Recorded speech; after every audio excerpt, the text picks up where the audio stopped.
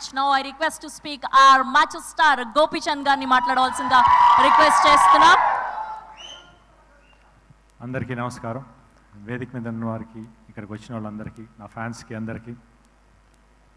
First ఎవరితో start చేయాలి? శ్రీను గారితో స్టార్ట్ చేయాలి, కానీ శ్రీను గారి గురించి చాలా చెప్పాలి. ఉండరా, మాటలు మర్చిపోతాను.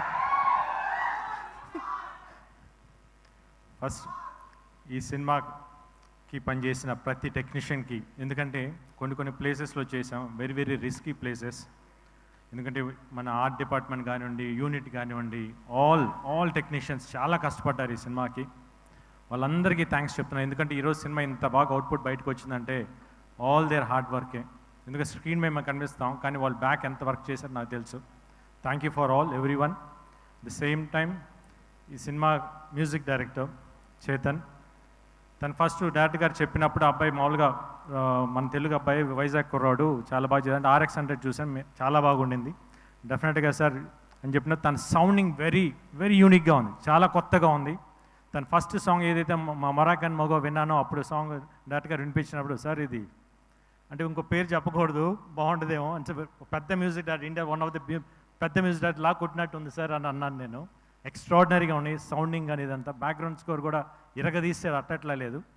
Thank you Chetan. Definitely you going to reach a big heights.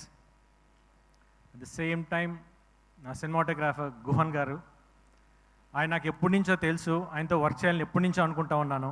But ఈ సినిమాకు కుదిరింది. ఆయన ఫోటోగ్రఫీలో ఎంత లడ్డులాగా చూపిస్తారంటే, ఎంత అందంగా చూపిస్తారంటే, లొకేషన్స్ కానీ, హీరోయిన్ కానీ. ఈ సినిమా వర్క్ చేసిన చాలా చాలా హ్యాపీగా ఉంది. ఎందుకంటే వెరీ కూల్ పర్సన్ సెట్లో, బట్ ఆన్ అవుట్పుట్ వచ్చేటప్పుడు ఎక్స్ట్రాడినరీ అవుట్పుట్ ఇచ్చారు sir. Thank you so much. At the same time నా ప్రొడ్యూసర్ ఇద్దరికి థ్యాంక్స్ చెప్తున్నాను, ఎందుకంటే ఈ సినిమా ఇంత బాగా రావడానికి కారణమయ్యారు. ది సేమ్ విశ్వప్రసాద్ గారు రావడం నాకు ఈ సినిమాకి చాలా పెద్ద ప్లస్ అయింది. Thank you so much sir. The same time Gopi Mohan, ఈ సినిమాకి రైటింగ్ స్క్రీన్ ప్లే కానీ, డైరెక్టర్ గారికి హెల్ప్ చేసిన రైటర్స్ కానీ, వాళ్ళందరికీ. ఎందుకు గోపి మోహన్తో ఆల్రెడీ నేను 2 సినిమాలు చేశాను, లక్ష్యం, లౌక్యం. దీనికి మళ్ళీ చేస్తున్నాడు. డెఫినెట్గా we're going to hit the same range of it again. The same time ఈ సినిమాకి వర్క్ చేసిన ప్రతి ఆర్టిస్టులు నాతో వర్క్ చేసినప్పుడు నేను వాళ్ళకి సారీ చెప్పాలి. ఎందుకంటే వాళ్ళతో యాక్ట్ చేసేటప్పుడు నేను వాళ్ళని ఇబ్బంది పెట్టాను. ఎందుకంటే సీన్స్ అట్లా ఉన్నాయి. వాళ్ళు చేస్తున్నప్పుడు నాకు నవ్వు వస్తూ ఉండేది. నాకు నవ్వు ఆగదు, 1 స్టార్ట్ అయిందంటే ఆగదు.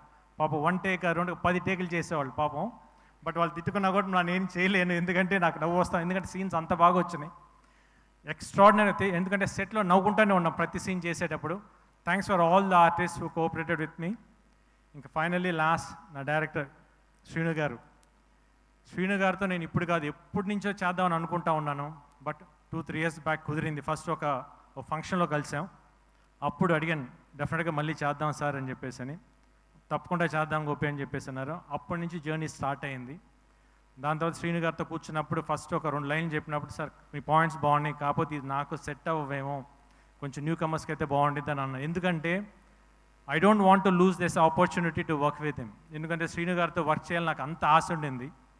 దాంతో ఈ పాయింట్ చెప్పింది, ఆ పాయింట్ బాగుంది sir, okay sir, ready, we'll go head అన్నా. లేదు గోపి, నా వర్క్ ఇప్పుడే స్టార్ట్ అయింది, ఎందుకంటే నా దగ్గర నుంచి ఎక్స్పెక్ట్ చేసేది మళ్ళీ నేను ఇవ్వాలి అది అని చెప్పేసి కసిగా 7 months కూర్చొని, నేను మాకు 7 months గ్యాప్ గోపి అని చెప్పి మొత్తం పర్ఫెక్ట్ స్క్రిప్ట్ చేసుకొని వచ్చారు. చెప్పినప్పుడు నవ్వుతూనే ఉన్నాను చెప్పినప్పుడు. అట్ ది సేమ్ టైం ఆయనతో వర్క్ చేసేటప్పుడు ఎలా అనిపించిందంటే, నేను ఇంతకుముందు శ్రీను గారి సినిమాలు అన్నీ చూశాను. ఎప్పుడైతే ఆయనతో ట్రావెల్ చేశానో అప్పుడు అనిపించింది నాకు, యాజ్ ఇట్ ఈస్ ఈయన ట్రేడ్ మార్క్ ప్రతి ఆర్టిస్ట్లో కనిపిస్తుంది. నేను సెట్లో వెళ్ళిన 2 రోజులు నేను ఫస్ట్ కొంచెం కష్టంగా అనిపించిన తర్వాత ఆయన చేస్తుంటే ప్రతిసారి వచ్చి యాక్ట్ చేసి చూపిస్తారు, నేను నవ్వుకుంటే పక్కకి వెళ్ళిపోయేవాడిని. ఎందుకంటే అది అంటే నాకే నవ్వు వస్తుంది, అంత బాగుంది. ఇంకోసారి సార్ ఇంకో 4 సార్లు చేయి చూపించాను. యాజ్ ఇట్ ఈస్ ఆయన కాపీ కొట్టేశాను, ఎందుకంటే అంత బాగా పర్ఫామ్ చేస్తారు. ఎందుకంటే ఆయన timing is very unique timing. ఆ పాజెస్ కానివ్వండి, మాట చెప్పి అంటాం, ఎక్స్ట్రాడినరీగా ఉంటాయి. ఎందుకంటే ఆయన జర్నీ నేను అంత బాగా ఎంజాయ్ చేశాను. అంటే ఒక పర్సనల్గా అంటే డైరెక్టర్ పక్కన పెట్టి ఒక బ్రదర్గా ఫీల్ అయ్యాను. Extraordinary person. అంటే ఒక ఆర్టిస్ట్ని ఎంత కంఫర్ట్ జోన్లోకి తీసుకురావాలి, తీసుకొచ్చి తనకు కావాల్సిన అంత పర్ఫెక్ట్గా తీసుకుంటారు. Thank you so much sir.